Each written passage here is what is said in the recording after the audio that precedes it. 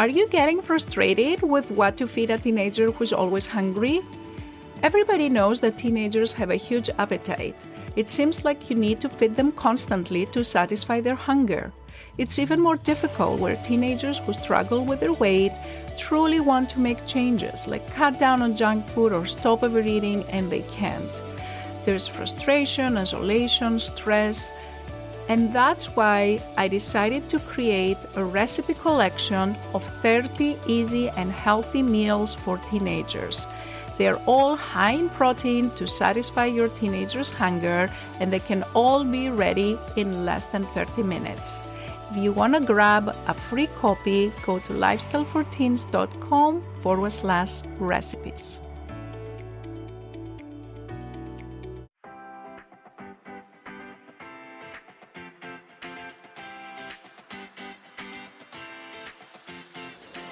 This is the Lifestyle and Weight Loss for Teens podcast.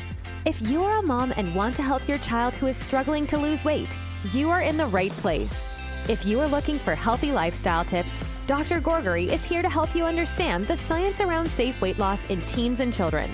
Because what works for adult weight loss is not always the best for children. This podcast is for educational purposes only.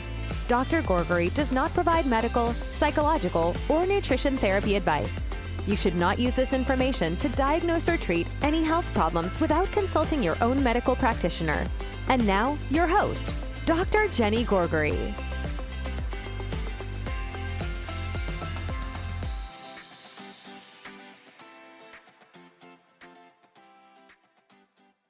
Welcome to another episode of the Lifestyle and Weight Loss for Teens podcast. This is Dr. Jenny Gorgery, and on today's episode, I wanted to present a topic that I don't think we talk about enough, and that is what is the relationship between what we are eating on our plate and how that affects our mood.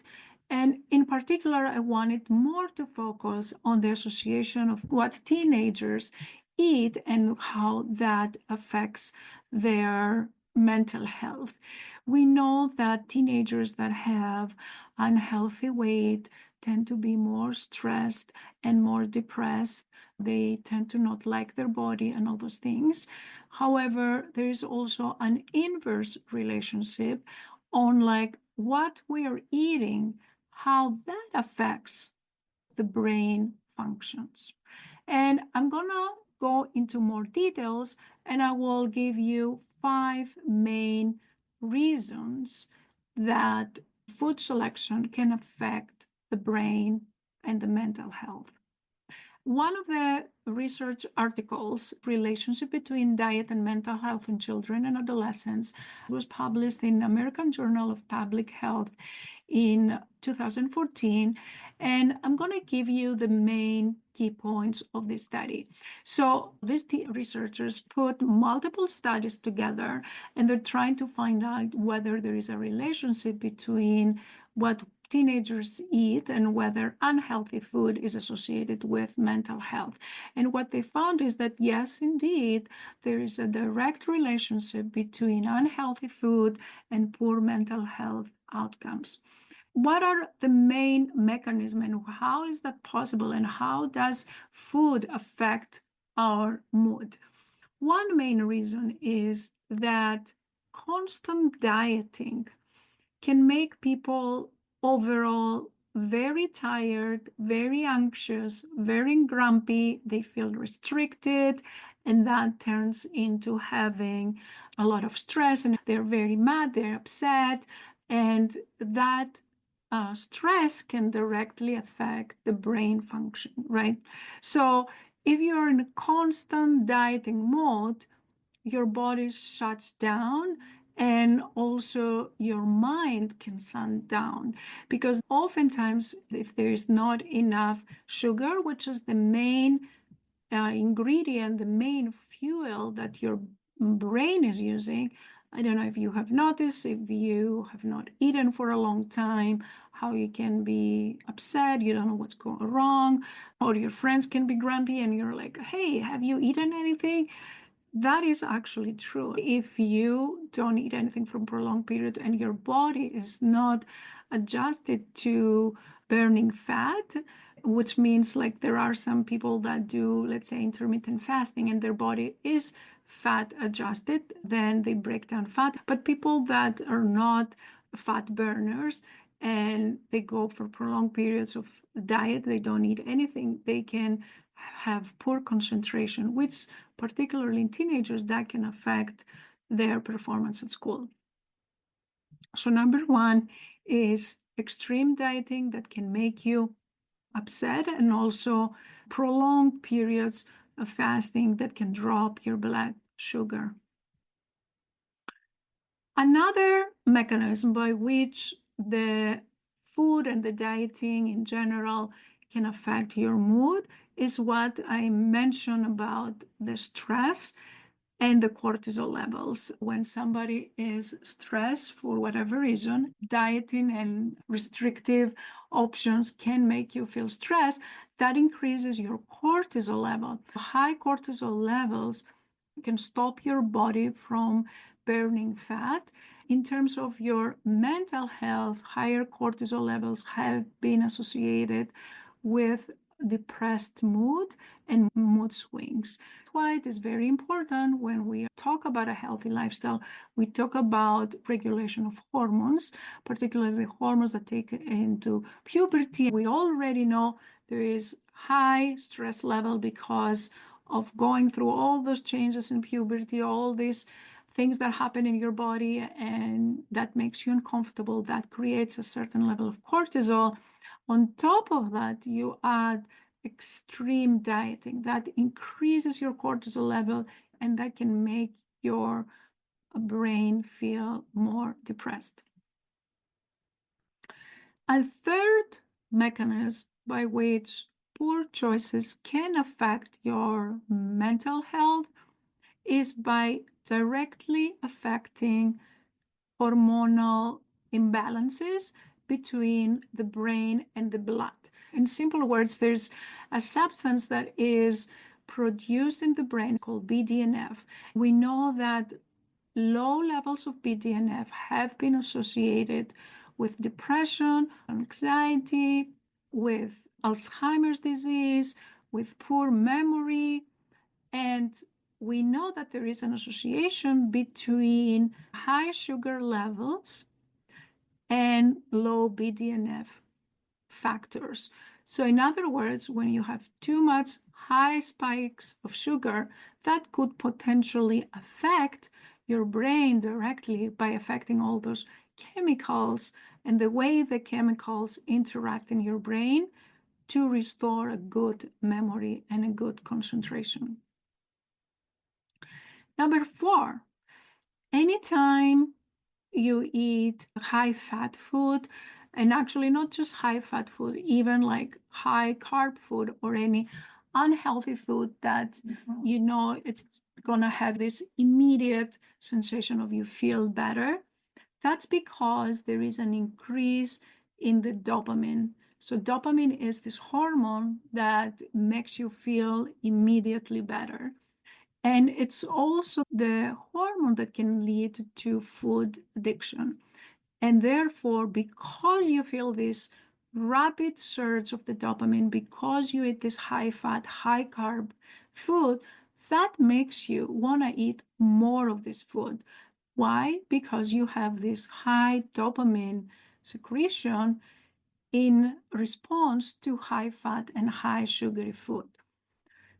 So you're fighting against your urges. Like the more you have high fat, high sugar food, the more your body wants to crave, the more your body wants to have more of that. And finally, another reason that this can happen is because you're having this big up and down alterations in the sugar when you're having high carb foods that can give you mood swings. So what happens when you eat something that is very high carb and processed carbs?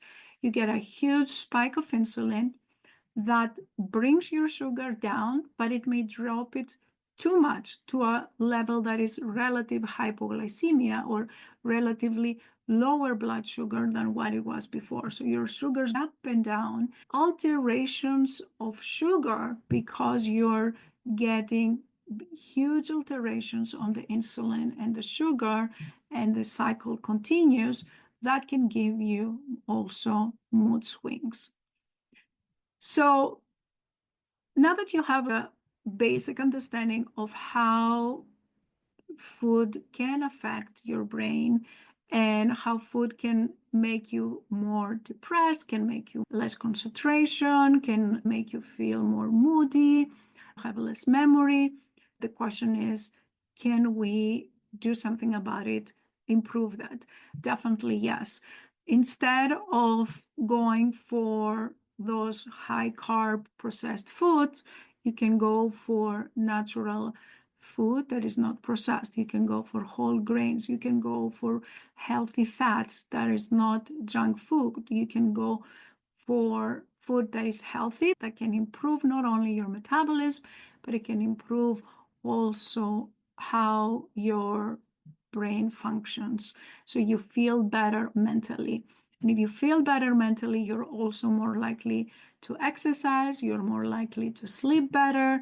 And those are also additional benefits you get because both exercise and good sleep also help boost up your metabolism. So next time you put your food on the plate, you look at the options and decide whether that can affect your mood or not.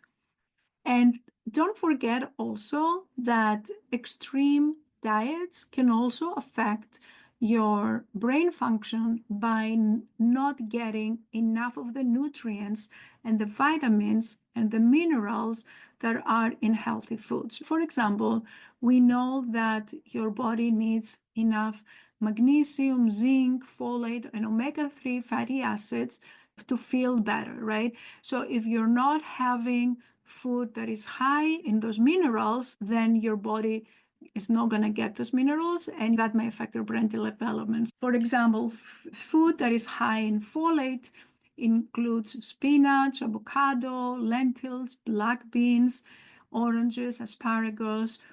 And so if you're getting that, then you get enough, or what is also known as vitamin B9. What are foods that are in zinc? That includes chickpeas, cashews, oysters, Greek yogurt. So if you're not having those, then you're depriving your brain from this essential function. What are foods that are high in magnesium? Almonds, bananas, spinach, dark chocolate, peanut butter, black beans, whole grains. So if you're not getting enough of these foods, then you're likely to be magnesium deficient. And what are some foods that are high in omega-3 fatty acids that are absolutely necessary for great brain cell function and for reducing inflammation and also reduce your bad cholesterol? Salmon, tuna, chia seeds, flax seeds, walnuts are also foods that are high in omega-3 fatty acids.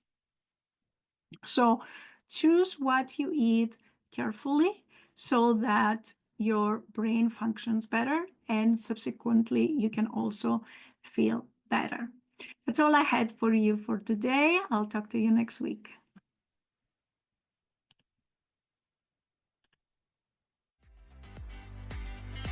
If you enjoyed listening to this podcast, I invite you to come check out the LIFT program. It's Dr. Gorgory's 12-week coaching program for teens and their moms, where we take all this information, we apply it to your daily life, and we work together so your teenager learns how to create a healthy lifestyle so they can feel happier, more confident, less stressed, and love their body again. Visit the website at lifestyleforteens.com and click on the Work With Me and free resources to learn more about this program and get free help to start this journey right away. Thanks for tuning in, and we'll catch you in the next episode of Lifestyle and Weight Loss for Teens.